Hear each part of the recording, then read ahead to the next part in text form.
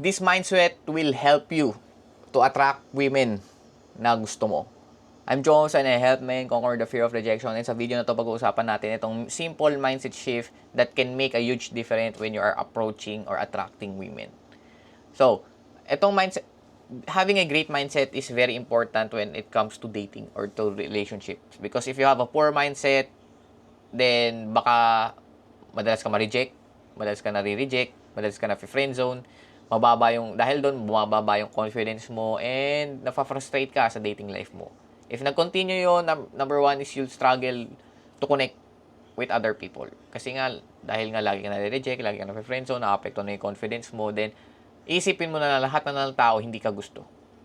In which, that's the number one thing that will kill your attraction, your confidence. Na ikaw na yung, sa sarili mo pa lang, hindi mo na pinagkakatiwalaan or hindi ka nagiging proud sa sarili mo.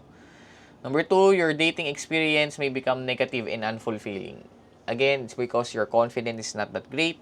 You have low confidence, you have low self-esteem, di ka nagiging proud sa sarili mo.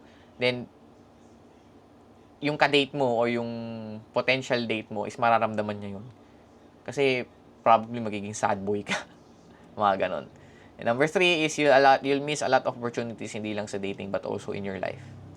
So if you always have this mindset of hindi naman ako ganito lang ako, mga ganyan, sad boy, then wala ka talaga mapupuntahan because you're not challenging yourself to improve.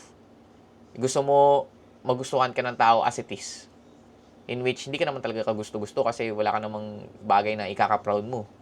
Ang ginawa mo lang buong magdamag is mag-cellphone, mag-social media, kumain ng junk food, makipag-away sa mga bardagulan groups, mga ganon. So, if you want to gain a good dating life, if you want to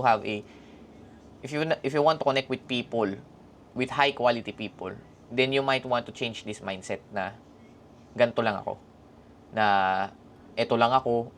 Alam mo yung typically na sinasabi ng mga sad boy na ganito lang ako eh. Kasi when you're saying that, ibig sabihin hindi ka open for improvement.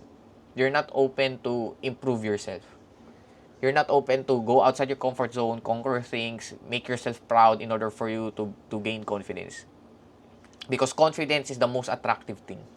When a man expresses or conveys confidence, ang feeling nun sa girl is maahintulan natin sila. Meron ako nabasa na kapag confident yung guy, ang nararamdaman ng girls is same feeling sa atin pag nakakita tayo ng boobs.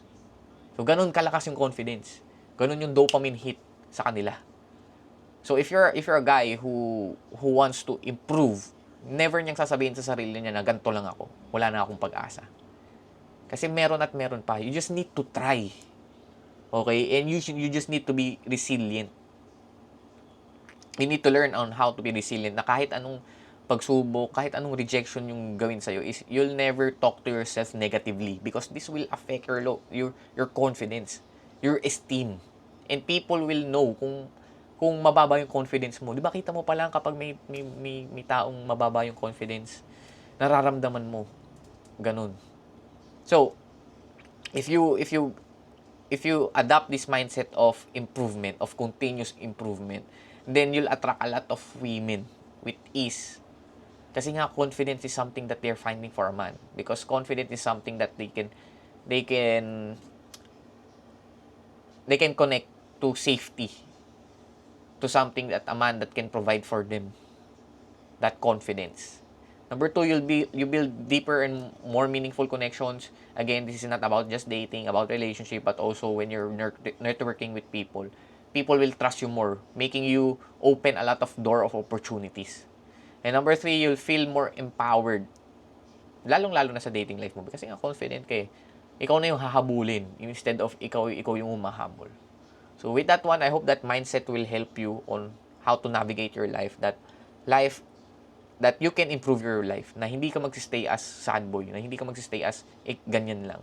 You can always do something to improve yourself, to make yourself confident. So yun lang. I want you to conquer things and make yourself proud. Let's go.